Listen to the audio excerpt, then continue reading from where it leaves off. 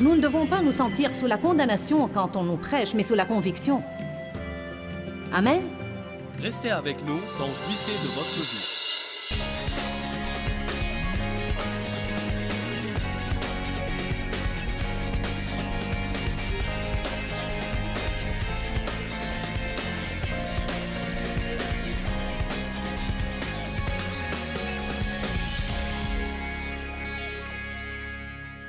Ce soir, je vais vous parler de 7 signes de ceux qui cherchent à plaire aux hommes. Qui a jamais fait l'expérience d'être sous l'esclavage de vouloir plaire aux hommes? Amen. La première écriture que nous allons lire, c'est Actes 5, 29. Je vais tellement répéter cette écriture ce soir dans l'espoir que vous ne l'oublierez jamais. Je suis allée une fois à une église où un pasteur prêchait cette écriture pendant, je ne sais pas, à peu près 3 mois. Toutes les semaines, on entendait la même chose. Il faut obéir à Dieu plutôt qu'aux hommes. C'est ce que dit Actes 5, 29. Puis Pierre et les apôtres répondirent, « Il faut obéir à Dieu plutôt qu'aux hommes. » Ils étaient menacés et on leur interdisait d'enseigner le nom de Jésus et le cas échéant, un malheur allait leur arriver. Ils ont répondu, « Il faut obéir à Dieu plutôt qu'aux hommes. Il faut obéir à Dieu plutôt qu'aux hommes. Il faut obéir à Dieu plutôt qu'aux hommes. » Maintenant, ce serait bien si Dieu ne voit pas de problème dans ce que les gens nous demandent de faire. Mais nous devons être prêts à prendre une décision. Si ce que les gens nous demandent de faire va en réalité nous empêcher d'obéir au guidage du Saint-Esprit, et si ce que les gens nous demandent de faire va nous empêcher d'être fidèles à nos cœurs, et de faire ce que nous trouvons juste, ou s'il va nous pousser à pécher contre notre conscience. Amen. Une personne n'est pas libre si elle a tout le temps affaire à une conscience coupable. Nous ne devons pas faire des choses qui ne nous inspirent pas la paix. Colossiens 3 dit que la paix doit être l'arbitre dans notre vie. En d'autres termes, qu'elle décidera ce qui est acceptable et ce qui ne l'est pas. Nous ne sommes pas obligés de donner des excuses aux gens. Nous devons simplement dire « Je n'ai pas de paix à ce propos. » Parfois, vous ne savez même pas pourquoi vous n'avez pas de paix. Je respecte quelqu'un qui vient à moi et me dit « Tu sais quoi? J'aurais aimé faire ça. » S'il n'en tenait qu'à moi, j'aurais aimé le faire. Je suis presque exaspérée que Dieu ne me laisse pas le faire. J'ignore la cause. Mais tout ce que je peux te dire, c'est que je n'ai pas de paix. Je ne contesterai pas ça. N'essayez pas de persuader les autres de faire des choses qui ne leur inspirent pas de paix. Amen? Je vais le dire à nouveau. Voyons la chose de 2 façons. Ne laissez personne vous persuader de faire une chose qui ne vous inspire pas de paix. Et n'essayez pas de persuader quelqu'un de faire une chose qui ne lui inspire pas de paix. Soyons capables de suivre la paix. Il faut obéir à Dieu plutôt qu'aux hommes. Sinon, nous allons chercher la faveur des hommes et vous ne pouvez pas plaire aux hommes et à Dieu en même temps. Allez à 1 Thessaloniciens, chapitre 2, verset 4. Mais comme Dieu nous a mis à l'épreuve et nous a jugés dignes de nous confier les bonnes nouvelles de l'Évangile, ainsi nous parlons non pour plaire aux hommes, mais pour plaire à Dieu, qui sonde nos cœurs et qui éprouve nos cœurs. Que disent les apôtres là? Ils disent à maintes reprises, « Vous devez plaire à Dieu et non aux hommes. » Il dit, « Écoutez, je ne vais pas prêcher pour chatouiller vos oreilles et vous dire des choses que vous aimez entendre. Je ne vais pas vous prêcher d'une façon où vous ne trouvez pas à redire de moi et où je ne vous exaspère pas.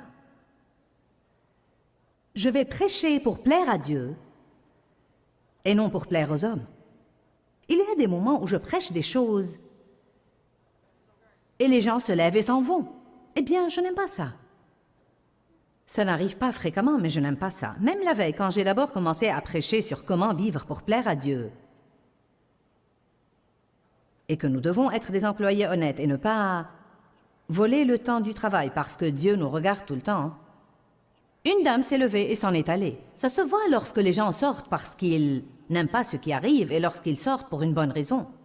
Et je ne l'ai pas fait exprès, mais au moment où elle montait les escaliers, non, mais je ne la visais même pas, mais j'ai dit, il y a probablement certains de vous ici ce soir qui pensent, je me suis trompée de réunion. Et elle a fait, eh bien, qu'est-ce que ça peut me faire à votre avis?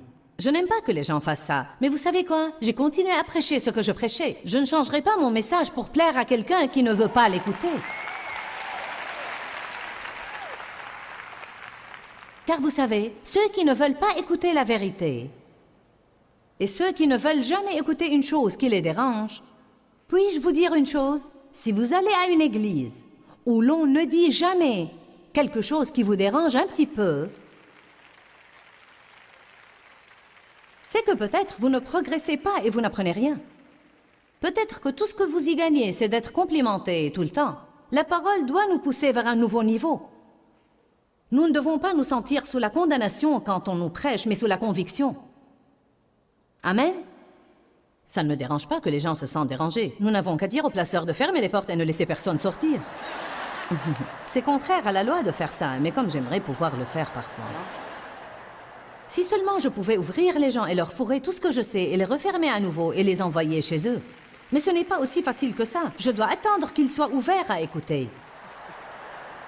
Allez maintenant.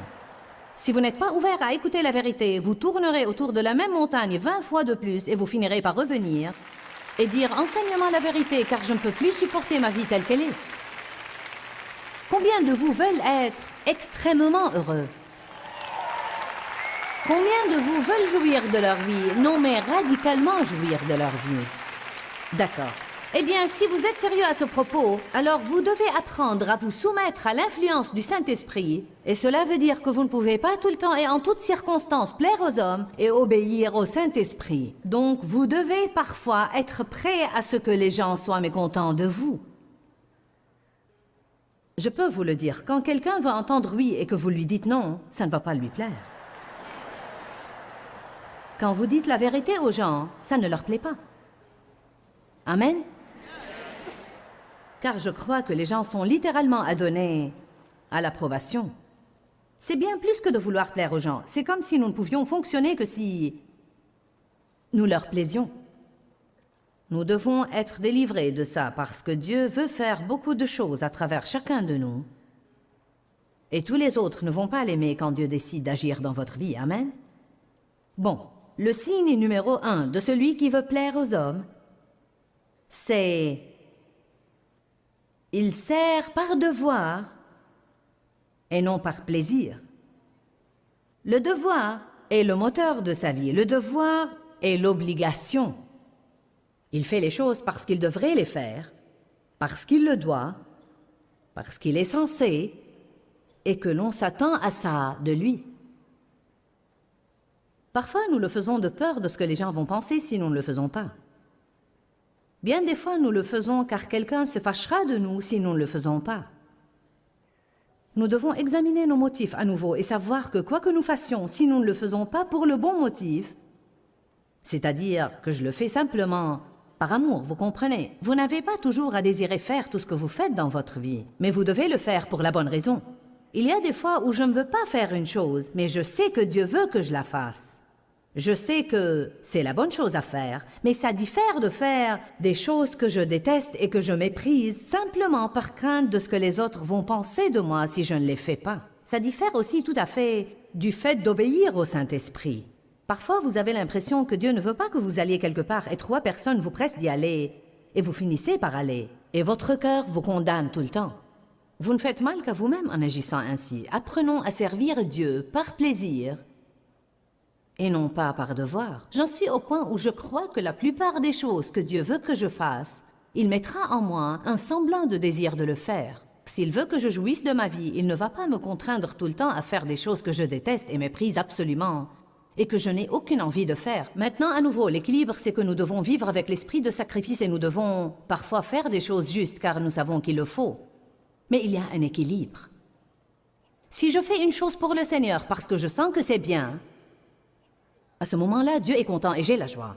Mais si je le fais avec ressentiment, me sentant contrainte et exploitée, allez maintenant, y a-t-il quelqu'un là qui a jamais fait une chose en étant tout le temps mécontent en la faisant? Amen. Si je le fais avec mécontentement, me sentant exploitée et contrainte, m'attendant à être applaudie, à ce moment-là, je n'ai ni joie ni récompense. Nous avons des devoirs bibliques. Nous sommes appelés à faire des sacrifices à certains moments. Mais il ne faut jamais perdre l'équilibre. Êtes-vous régi par une réglementation, même en ce qui concerne des choses comme les vacances? Vous fâchez-vous si tous vos enfants ne viennent pas chez vous à Noël? Vous fâchez-vous si tous vos enfants ne viennent pas chez vous à Pâques? Déclenchez-vous une grande guerre si vous devez aller chez votre belle-mère alors que vous voulez qu'elle vienne chez vous? Libérez les gens des contraintes en arrêtant toutes ces stupidités. Amen? Oui, les vacances sont toutes particulières, mais à certains égards, elles sont comme les autres jours. Vous savez, j'ai 4 enfants. Et je ne sens pas que je dois piquer une crise s'ils ne peuvent pas être partout où je veux qu'ils soient tout le temps. Nous venons de dire que nous sommes aux portes de Pâques. Et bien sûr, le temps que vous voyez ça à la télévision, nous n'allons plus être aux alentours de Pâques. Mais en ce moment, nous le sommes. Et nous n'en avons même pas discuté en famille jusqu'à présent. Et j'ai dit à une de mes filles, « Alors qu'allons-nous faire à Pâques ?» Et elle a dit, « Je ne sais pas, que veux-tu faire ?» Et j'ai dit, « Je ne sais pas, que veux-tu faire ?» Elle a dit, « Eh bien, je cuisinerai si vous voulez venir. » Et mon autre fille a dit, « Oh, je ne sais pas si je veux venir. Peut-être que je resterai à la maison. » Puis l'autre a dit, « Tu veux rester seule à la maison à Pâques ?» J'ai dit, « On ne sait pas où l'un va être et où l'autre va être. » J'ai dit, « Nous attendrons que ça approche pour décider. Vraiment, c'est comme, quel que soit ce que chacun veut faire, ça va. » En fait, nous sommes tellement habitués à mettre une pression sur les gens qu'ils... Dites-moi, combien de vous finissent par aller, je veux que vous soyez honnête, combien de vous, surtout à Noël, finissent par courir ça et là, de maison en maison en maison, et vous finissez même par ne pas jouir de toute la saison des vacances, car tout ce que vous faites, c'est satisfaire des besoins et des attentes.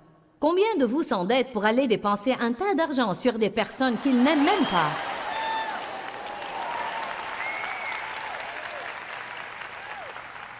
Eh bien, je prêche bien.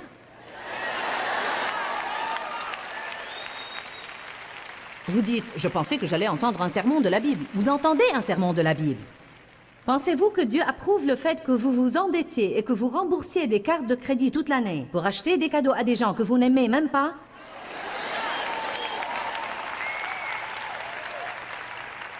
Allez, je défie quelqu'un doublement ce soir de sortir à la liberté.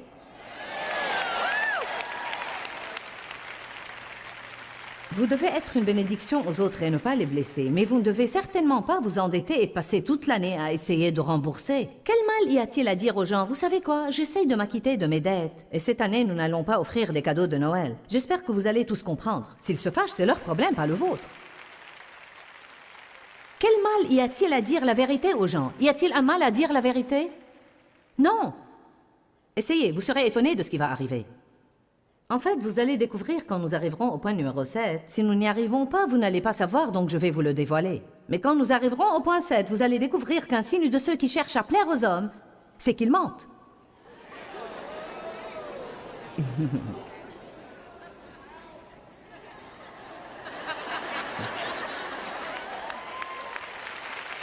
Ils disent qu'ils aiment des choses qu'ils n'aiment pas.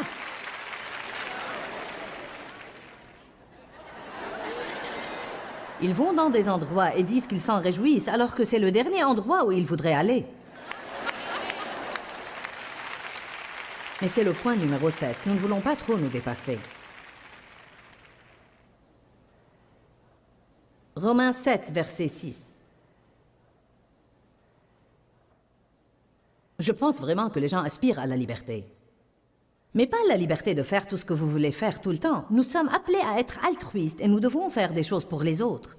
Mais faisons-les pour un bon motif et avec une bonne attitude. Si je vais faire quelque chose pour vous de bon cœur, je ne dois pas le faire en murmurant dans votre dos.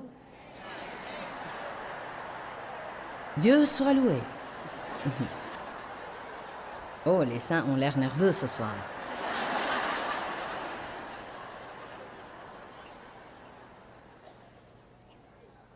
Nous avons comme une règle dans notre famille, car nous sommes la plupart du temps ensemble et nous vivons à proximité.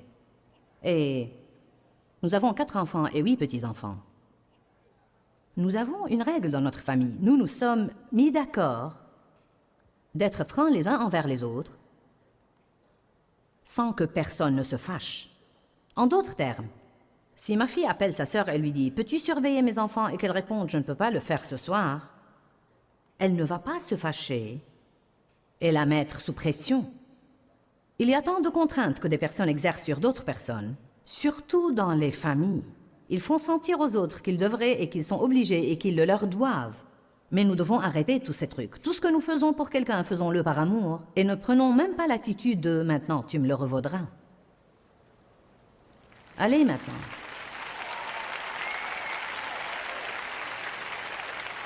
Lundi, je dois aller à certains endroits et j'ai demandé à Laura si elle voulait m'accompagner. Et puis nous irons manger quelque part. Puis j'ai dit à mon autre fille qui a les jumeaux, tu peux nous accompagner. Nous aimerions t'avoir si tu peux venir, mais tu n'y es pas obligé. Fais tout ce qui t'arrange. Tu es libre. Nous essayons exprès de supprimer les contraintes dans la famille au lieu de faire pression les uns sur les autres.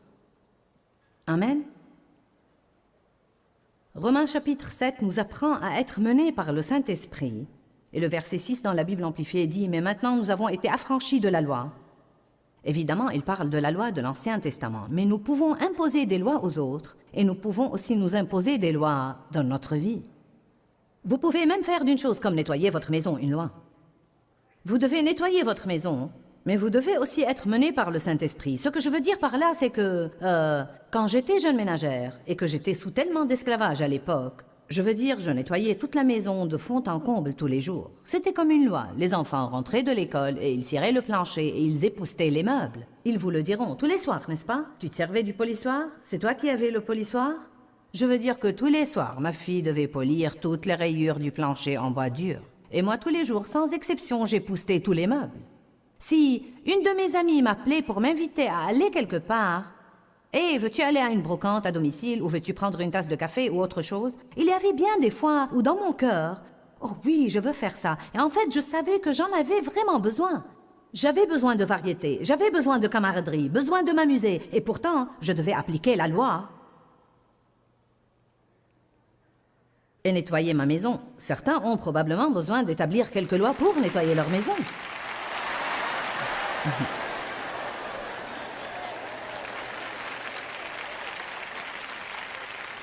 Ce frère là-haut fait du coude à sa femme et fait du coude à sa femme. Il pense probablement, Joyce, tais-toi, ne lui dis pas qu'elle ne doit pas nettoyer la maison. Vous n'avez pas besoin d'établir une loi pour ça, mais vous devez avoir la discipline. Évidemment, si je sortais pendant 4 jours et que ma maison était dans un état déplorable, à ce moment-là, je dois me discipliner et ne pas suivre mes émotions. Mais en même temps, je n'ai pas à nettoyer la chose tous les jours sans exception. Il y avait des moments où mes enfants voulaient que je vienne jouer avec eux et je ne voulais pas arrêter mon travail et jouer car j'étais vraiment légaliste. Et j'étais un bourreau de travail. Et parce que j'étais légaliste et bourreau de travail, je ne savais pas être menée par le Saint-Esprit. Puis-je vous dire que le Saint-Esprit veut vous mener en toutes choses, de vos finances, à votre travail, à votre habillement, à ce que vous faites ou ne faites pas pour les autres. Je veux dire que le Saint-Esprit veut envahir votre vie et il veut se mêler de tous ces menus détails. Il ne veut pas simplement s'occuper du côté spirituel de votre vie et traiter avec vous pour 2 heures le dimanche matin, mais il veut intervenir dans votre lundi, mardi, mercredi, jeudi, vendredi, samedi et dimanche. Pour moi, le côté passionnant d'être chrétien, c'est d'être mené par le Saint-Esprit en toutes choses. Si je possède une chose et que Dieu me pousse à la donner, je la donne. Si je vais au restaurant et que Dieu me pousse à payer le dîner de quelqu'un que je ne connais même pas, je le fais. Si Dieu me pousse à... Parfois, quand je commence à travailler sur un livre, je travaille si dur et si longtemps sur mon ordinateur que tout, d'ici jusque-là, n'est que douleur et souffrance. Et pourtant, je vais le finir. Et croyez-moi, parfois, j'ai même vraiment besoin d'aller aux toilettes. Et je ne me lève même pas pour y aller, car...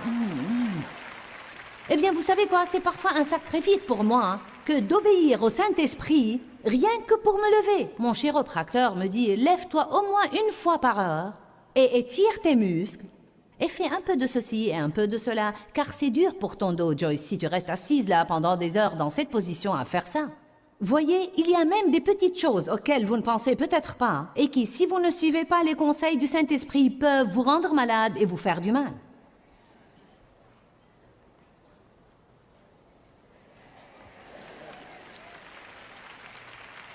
Y a-t-il quelqu'un là que le Saint-Esprit mène à arrêter son travail et à aller se détendre et il ne le fait pas et il continue à travailler? Mon petit-fils qui a 8 ans a levé la main. Je ne crois pas.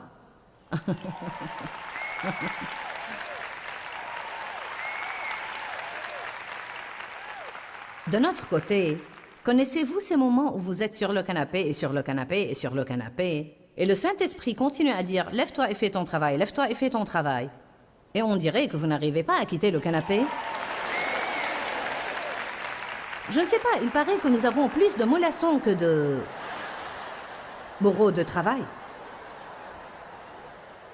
Romains 7,6 dit « Mais maintenant nous avons été affranchis de la loi et nous avons terminé toute relation avec elle, étant morts à ce qui nous tenait captifs. » Donc maintenant, nous ne servons plus en obéissant au régime de règles écrites, mais en obéissant aux incitations du Saint-Esprit en nouveauté de vie. Avez-vous l'impression d'être coincé dans toutes les choses que vous avez à faire? J'ai quelqu'un là à qui prêcher, amen? Je sais que les gens se sentent de la sorte. Je me sens coincé. J'ai toutes ces obligations et ces choses que je dois faire. Savez-vous ce que Dieu doit me dire de temps en temps? Joyce, c'est toi qui fais ton programme. Personne ne t'oblige à accepter de faire toutes ces choses. Si c'est trop et que tu t'épuises et que tu vas rouspéter et te plaindre tout le temps, décommande une partie. Non est un mot ouin. Alléluia. Pouvons-nous tous nous y entraîner ce soir? Non. Dieu soit loué. Est-ce que je dis souvent oui aux choses et puis après je me plains en privé de devoir les faire?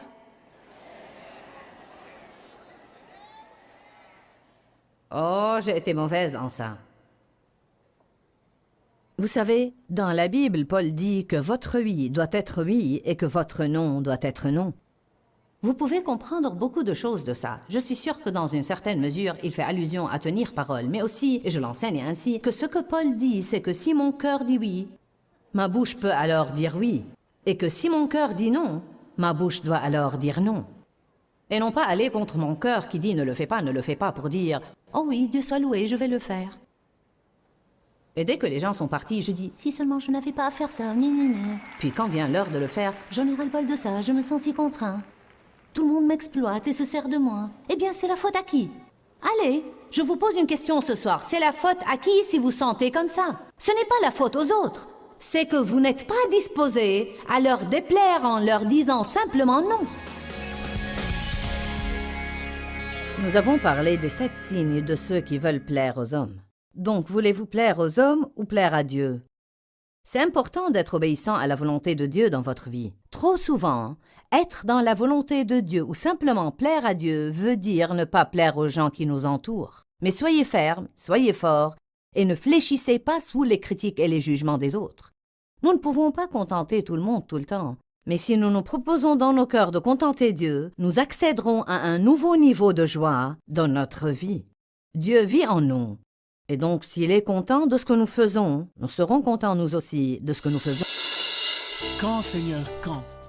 Dans ce livret, Joyce Meyer vous apprend à faire confiance au temps de Dieu.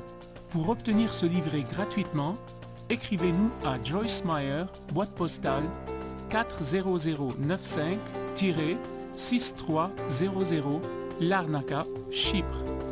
Ou bien visitez notre site web www.joycemeyer.org/fr.